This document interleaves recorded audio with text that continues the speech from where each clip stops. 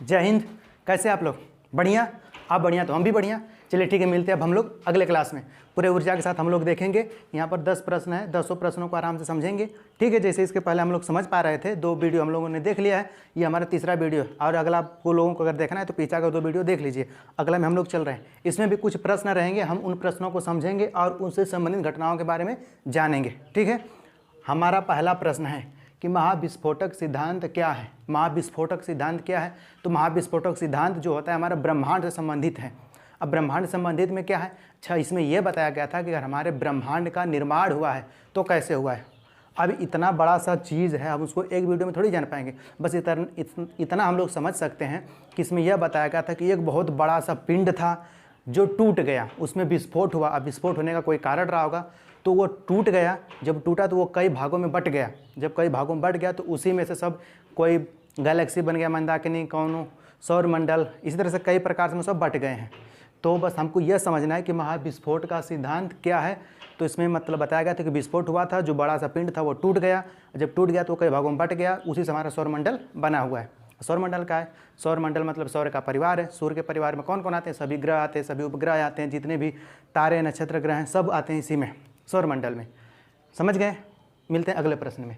हमारा अगला प्रश्न है कि हमारी गैलेक्सी जिसमें हमारा सौरमंडल है को क्या कहते हैं? मंदाकिनी कहते हैं। हमारा पृथ्वी जिस भी सौरमंडल में स्थित है उस वाले को क्या कहते हैं? मंदाकिनी। मंदाकिनी उसका नाम है, और भी इसका कुछ नाम है, आप लोग इसको बताएंगे हमें कमेंट करके। यहाँ पर अगला प्रश्न है कापरनिकस। मतलब बस एक नाम दे दिया कापरनिकस, तो आपको बताना है कि कापरनिकस कौन था, कुछ इसके बारे में। इन्होंने बहुत काम किया था, बहुत से खोजबीन किए थे, तो एक आग के बारे में हम लोग भी समझ लें। तो उसमें एक है, देखिए यहाँ पर लिखा है कि सूर्य ब्रह्मांड के केंद्र में है। ये जो हमारा ब्रह्मांड है, उस ब्रह्मांड को अगर हम गोल मान लें तो उस गोल में कहीं से केंद्र भी होगा, तो सूर्य उसके केंद्र में है। ये बात बताया था कापरनिकस ने। समझ गए?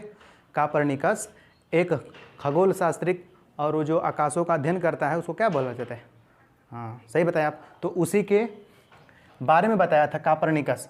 तो उसी में बताया गया था कि अगर हमारा सूर्य कहीं है तो जो ब्रह्मांड उसके केंद्र में है, और जितने भी ग्रह हैं सब सूर्य की परिक्रमा करते हैं। ये अभी बताया था कापरनिकस ने। हालांकि इससे पहले ही भारत के कुछ ऐसे महान ऋषि मुनि दार्शनिक हुआ करते थे जो पहले ही बता दिए थे, बिना इतना विकास हुए ही वो बता दे दिए कि हमारा जो सन है, सूर्य है, उसके चारों तरफ जितने भी ग्रह हैं, उपग्रह हैं, सब उसके अगल बगल चक्कर लगाते रहते हैं।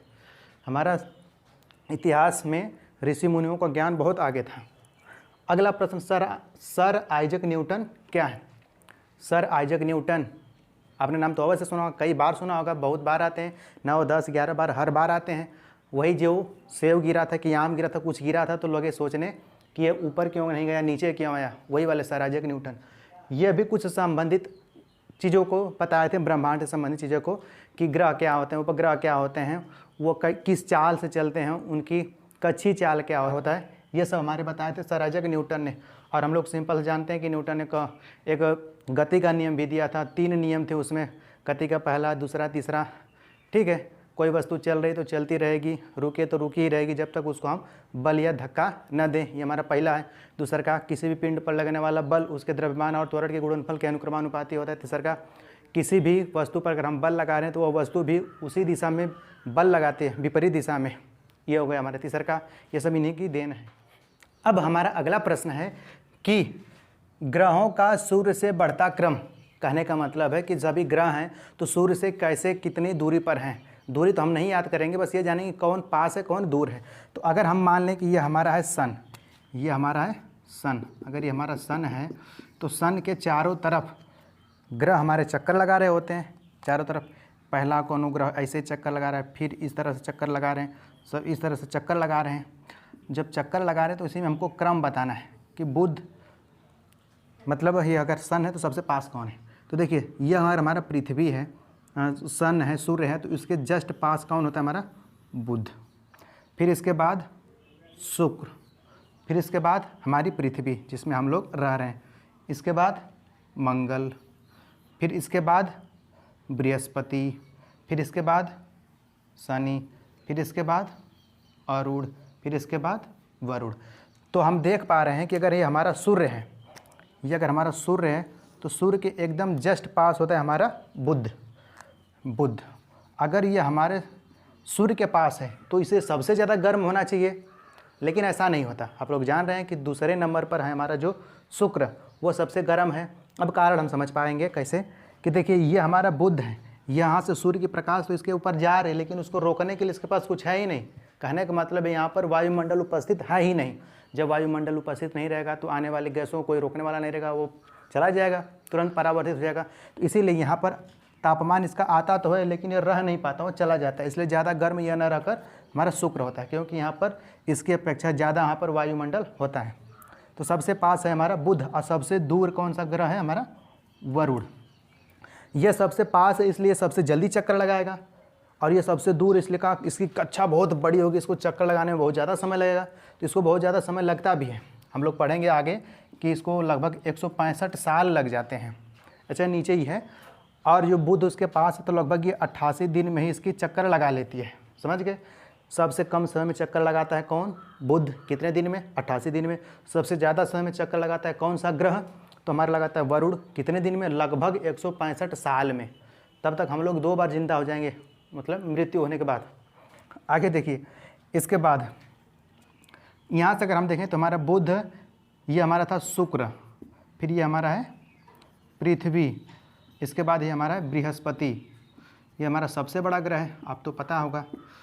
इसके बाद ये हमारा है मंगल, इसके बाद ये है शनि, और ये है अरुण, और ये है हमारा वरुण हो गया, और ये हमारा मंगल हो गया, और ये हमारा बृहस्पति हो गया, और ये हमारा शनि हो गया। कोई छोड़ गया? बुध, शुक्र, पृथ्वी, मंगल, बृहस्पति, शनि, फिर हमारा अरुण, और इधर कर ले रहे हैं हम अपना वरुण को।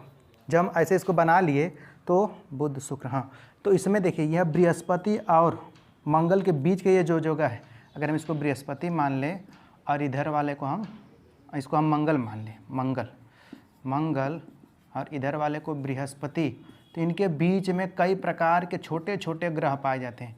इन ग्रहों को बोला जाता है क्षुद्र ग्रह। क्या? क्षुद्र ग्रह। इसके पहले वाले जितने भी हैं, ये हमारे मंगल से लेकर इसके पहले वाले सब ग्रहों को बोला जाता है आंतरिक ग्रह, और इसके बाद वाले ग्रह को बोला जाता है बाह्य ग्रह। क्योंकि ये सब सूर्य के पास हैं तो इसलिए आंतरिक, ये सब सूर्य से बहुत दूर है इसलिए बाह्य ग्रह। कहाँ पर पाए जाते हैं ये ग्रह? मंगल और बृहस्पति के बीच में पहले पाए जाते हैं क्षुद्र ग्रह। तो मंगल से लेकर सूर्य की तरफ के जितने भी ग्रह हैं उन्हें बोला जाता है आंतरिक ग्रह, और बृहस्पति से लेकर बाहर तक के जितने भी ग्रह हैं उसको बोला जाता है कौन सा ग्रह? बाह्य ग्रह। इसमें यम भी हुआ करता था, उसको बाहर निकाल दिया गया है ग्रह की श्रेणी से, क्योंकि वह जो ग्रह की परिभाषा है उसका पालन नहीं करता था। तो आपसे यह प्रश्न है कि आप हमें बताएंगे कि उसे कब निकाल दिया गया था सन लिखकर। ठीक है, अगला प्रश्न। तो हम यहाँ पर देखें, अगर सबसे छोटा ग्रह की बात करें तो सबसे छोटा ग्रह हमारा क्या है? बुध है। सबसे छोटा ग्रह हमारा बुध है। सबसे बड़ा ग्रह हमारा बृहस्पति है, आपको पता है। सर्वाधिक चमकीला हमारा शुक्र होता है, सबसे चमकीला शुक्र है। जितने भी ऐसे आते हैं कि जुड़वा बहन कौन है, भतीजा कौन है, भाई कौन है, जो भी कोई रिलेशन वाला आ जाए सब शुक्र वाला ही होता है। देखिए, वरुण 165 साल में सूर्य की चक्कर लगाती है, बुध 88 दिन में चक्कर लगा लेती है, पृथ्वी, ये तो आप लोग इस पर है तो आपको लगभग पता होना चाहिए कि 1 साल मतलब 365 दिन में। अगला प्रश्न है हरिक वलय का क्या है? हरिक वलय, तो जब कभी भी सूर्य ग्रहण लगता है, मान लीजिए कि हमारा अगर ये सूर्य है, ये हमारा अगर सूर्य है और इस पर लग गया सूर्य ग्रहण। सूर्य ग्रहण लगने का मतलब होता है कि अब हमको उसका कुछ भाग नहीं दिखाई देगा। जब कुछ भाग नहीं दिखाई देता तो जो भाग आपको ये दिखाई दे रहा है, थोड़ा सा काला सा लाल सा जो ऊपर दिखाई दे रहा था, वो एक रिंग की भांति दिखाई दे रही, इसी को बोलता है हरिक वलय। पूरा भाग नहीं दिखाई देगा और वलय की तरह ऊपर और गोल, वलय मतलब गोल वाला भाग थोड़ा सा दिखाई देता है, उसी को बोलता है हरिक वलय। कोरोना जिसको आप लोग समझ सकते हो। 7.5 मिनट, यह क्या बला है? 7.5 मिनट से क्या मतलब है? 7.5 मिनट से मतलब यह है कि अगर कभी भी सूर्य ग्रहण लग रहा है तो ज़्यादा से ज़्यादा 7.5 मिनट तक ही लगेगा, उससे ज़्यादा समय तक नहीं लगेगा। आगे आइए आप। खगोलीय इकाई क्या है? खगोलीय इकाई आप लोगों ने नाम सुना होगा। खगोलीय इकाई एक होता है पारसेक, प्रकाश वर्ष, उसी तरह से होता है खगोलीय इकाई। तो हम यहाँ हैं, सूर्य वहाँ है, तो हमारे से लेकर सूर्य के बीच की जो दूरी है उसी दूरी को बोला जाता है खगोलीय इकाई। कहने का मतलब कि सूर्य और पृथ्वी के बीच की जो दूरी है उसी दूरी को बोला जाता है खगोलीय इकाई। समझ गए? सूर्य से लेकर पृथ्वी के बीच की दूरी को बोला जाता है खगोलीय इकाई। ये होता कितना है तो आप यहाँ पर देख लीजिए 149.5 × 10⁻6 किलोमीटर। 149.5 × 10⁻6 किलोमीटर की जो दूरी होती है लगभग एक खगोलीय दूरी है। आ जाइए आगे। उपसौर, उपसौर एक होता है उपसौर, एक होता है अपसौर। तो होता क्या है कि अगर हम पृथ्वी हैं तो कभी कभी चक्कर लगाते लगाते हम पहुंच जाते हैं सूर्य के एकदम पास, कभी कभी लगाते लगाते बहुत पहुंच जाते हैं दूर। तो जब हम चक्कर लगाते लगाते सूर्य के एकदम पास पहुंच जाते हैं उसे बोला जाता है उपसौर। जब एकदम दूर चले जाते हैं तो उसे बोला जाता है अपसौर। तब किस तिथि को, किस दिन, किस डेट को हम पास जाते हैं, अब कब दूर जाते हैं, तो आप इसको देख लीजिए। यहाँ पर लिखा है उपसौर मतलब 4 जनवरी, और अपसौर कहाँ गया, अपसौर मतलब 4 जुलाई यहाँ पर। तो जब हम पास जाते हैं वो होता है हमारा उप, तो उप मतलब 4 जनवरी। 4 जनवरी को हम एकदम उसके पास रहते हैं, और एकदम दूर कब चले जाते हैं, 4 जुलाई को। तो अपसौर की घटना होती है किस तारीख को, अपसौर होता है हमारा 4 जुलाई को, और उपसौर वाली घटना कब होती है, 4 जनवरी को। उप मतलब होता है कहाँ, हम उसके पास आ जाते हैं, अप मतलब दूर चले जाते हैं, किसके, सूर्य से। कौन, पृथ्वी। समझ गए? आगे देखिए।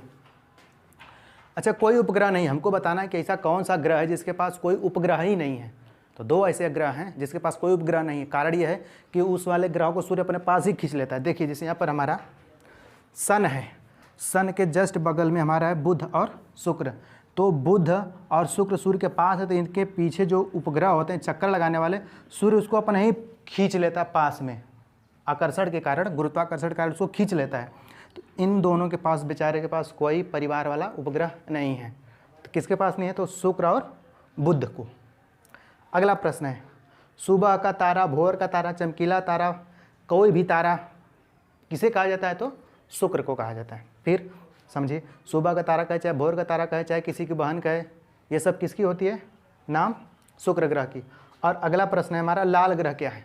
अरे लाल ग्रह भैया मंगल को कहते हैं, मंगल ग्रह। अच्छा, लाल क्यों कहते हैं, क्योंकि उस पर जो होता है धातु ऑक्साइड की मात्रा ज़्यादा पाई जाती है। धातु का मतलब हम लोहा समझ ले रहे हैं, तो लोहा का ऑक्साइड, आयरन ऑक्साइड की मात्रा वहाँ पर ज़्यादा पाई जाती है, और ये लाल होते हैं, इसलिए हमको वो देखने पर मंगल ग्रह लाल दिखाई देता है। तो आपसे प्रश्न पूछता है लाल ग्रह किसे कहते हैं, तो मंगल को कहते हैं। ठीक है, अगला प्रश्न देखते हैं। सबसे बड़ा ग्रह कौन होता है, तो बृहस्पति है। सबसे बड़ा उसका उपग्रह भी है, कौन सा है उसका नाम आप लोग कमेंट करेंगे।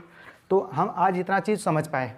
ठीक है, हमारा कोशिश था कि कम समय हम यह सब आपको समझा पाएँ। वैसे भी आपको हमको समझाना नहीं, बस आपको थोड़ी से ज्ञान को देना है। आप लोग पहले से समझदार हैं, तो हमारे ये प्रयास कैसा रहा, बड़ा मेहनत लगा है इसको समझाने के लिए। अगर आपको लग रहा है कि कुछ आपको फ़ायदा हुआ है तो आप इसको लाइक भी कर सकते हैं, सब्सक्राइब भी कर सकते हैं।